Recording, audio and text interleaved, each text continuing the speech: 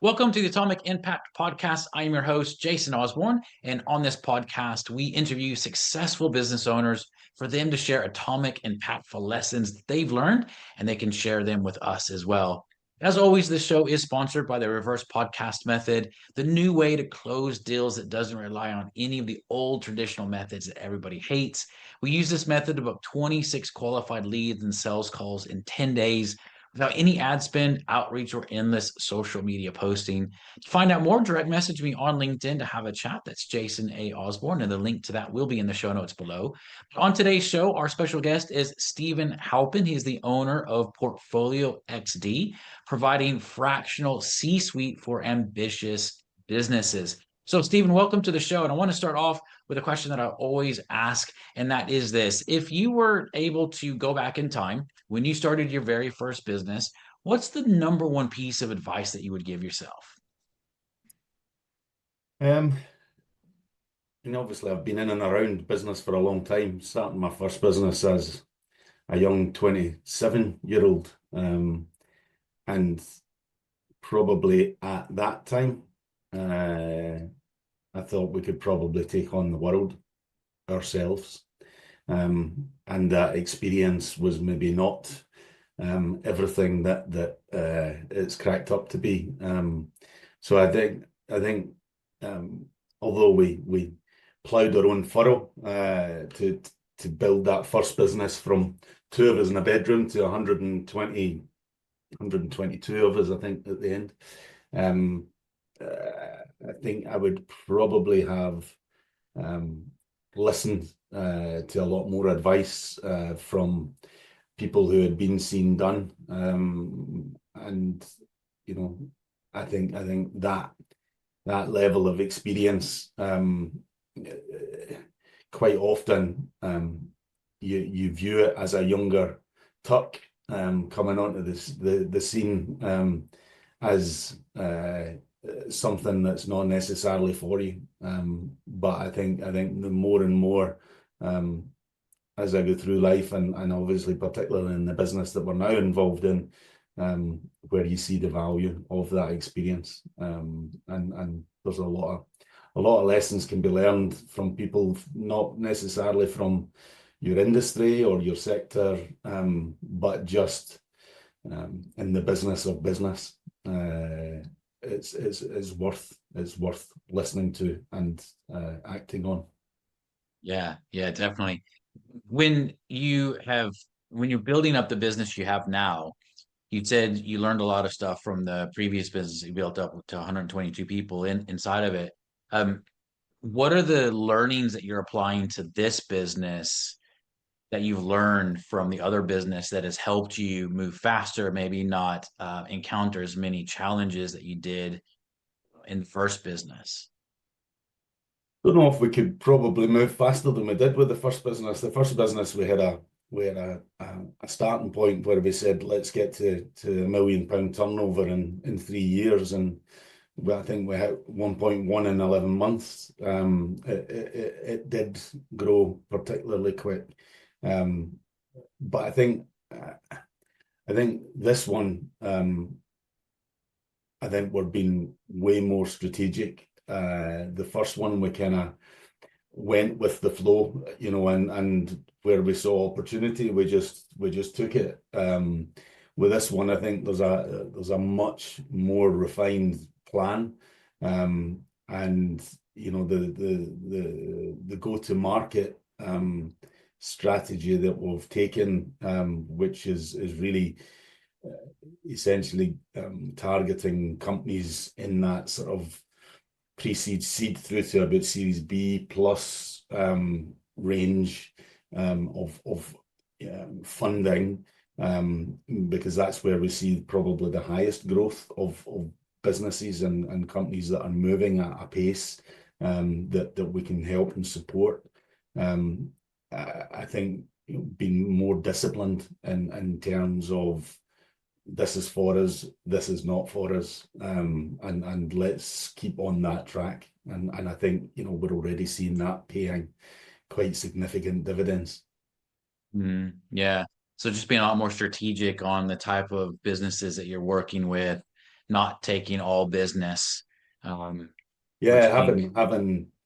having the confidence and probably the war wounds and scars to say no to stuff that's just not right, and to companies that are maybe not necessarily in the space that we want to be operating right now. Yeah, totally. Yeah, that's very interesting. Amongst other learnings that you've had, besides being really specific with the type of businesses you want to take on, you're growing a little bit more strategic than what you did in the first business. Is there any challenge that really stands out to you the most throughout your business career that was a massive, massive learning for you? Um, to the point where it maybe even stretched you to going, oh my God, how do I actually deal with this sort of stuff? And what were the learnings behind that? I mean, obviously the we're now in the business of people, and people probably are always your biggest challenge, right? You know, the ability to sit down with someone, you know, for a 45-minute interview, and then, you know, give them the keys to your front door, and hope that they come in and do what they say they could do and deliver. And I think, you know, that has always been something from the outset that we've always given people real autonomy when they come in.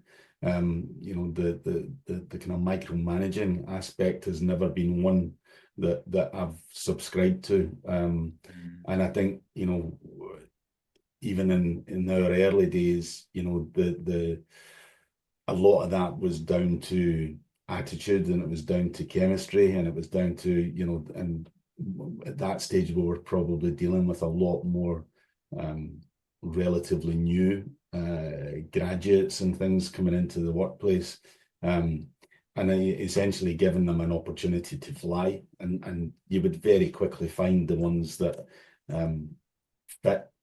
fitted with your culture, with your leadership style, with your management teams and styles.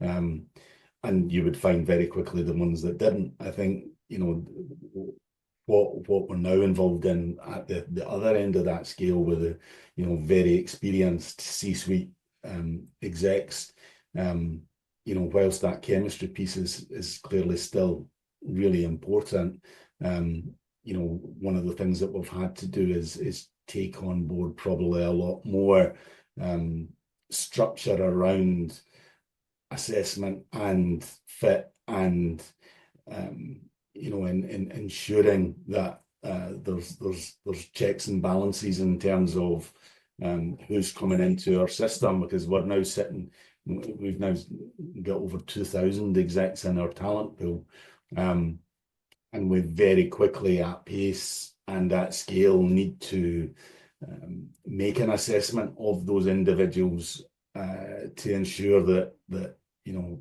they are at a level that we're comfortable, confident that they'll go in and make a real impact on the businesses that we're working with. So I think, you know, whilst you always get a lot out of the chemistry piece, I think the one big thing that we've put in place here is on that quality assurance and checking around the people aspect, because, as I say, the businesses that we're working with offering C-suite as a service, it's our brand that is invoicing that company every month. So, you know, notwithstanding the fact that, you know, these people are generally independent companies, independent contractors, they're operating under our brand, and actually the checks need to actually even be even more so, because you're not working with them day in, day out. So there needs to be a level of assurance from our side that they're delivering what they say they will deliver. Yeah. Yeah. So if I take what you're saying there, Stephen, it's really getting the right people on board. I was at a conference on Friday, and there was a guy there who currently employs, I think, about 37,000 people, and Well, out of everything, and the conference covered everything from AI to tech to leadership to the whole lot. And this guy, he said, everything in our business and everything that I've learned so far comes down to three things, and it's people, people, and people. And I think from our point of view, that clearly is our business now. So, and I see the impact of that every day. Not just on the positive side, where you are creating impact and creating transformational change within businesses going through a fairly steep growth curve, but seeing the negative side of that, of getting it wrong, and the impact that it can have, and what it does to not only sometimes stall any growth, but actually pull it backwards by getting that person wrong, particularly at that senior level where they are creating, building, managing teams. The wrong person in that type of situation can have a catastrophic effect in a business very quickly. Yeah, absolutely. You're right. It's the people. It's a hard lesson to learn, but when you get it right, it's game changing for sure. So if you look over the next 2 to 3 years of your business, Stephen, what are your goals? What are you looking to achieve with it? Um, I think we've created a new category in the UK, which we've thankfully managed to trademark CSaaS, C-suite as a service, and I think and I'll give you a little bit of backstory here. So after our first business, I then had another business or two, and then unfortunately one of my kids got very ill, and I didn't work for a number of years, and so coming back into the world again, we're almost kind of starting from scratch again. So this has not only a professional aspect to it, but a very personal aspect to it, in that we're building wealth again. We're building a future for us as a family, for me in terms of this professional setup. But so the next 2 or 3 years, it's really foot to the floor. It's really capitalize on the position that we're created in the marketplace, and at the end of that 2 or 3 years, let's see where we are, take stock, and then at that stage make a call on whether it is about continuing to grow the business, because there's obviously all sorts of aspects to the business that can create continued growth, not just in terms of UK, but internationally, and looking at where we might go with that, but also looking at what I would see as other potential spin-offs in and around the space that we're operating, in looking at how we can potentially help transform the non-exec space, but also then get down into the micro element of having that level of expertise on tap, not necessarily just on a fractional basis, but potentially on an hourly basis, on a call. And giving companies, going through not only growth pains, but potentially other types of challenge, giving them the opportunity and opening up access to a level of experience and talent that they wouldn't normally be able to, and doing that in a way that is something quite different within our marketplace. Yeah, yeah, that's amazing. Yeah, that's very, very cool. Well, Stephen, for people that are wanting to learn a bit more about what you do, what's the best place for them to find you?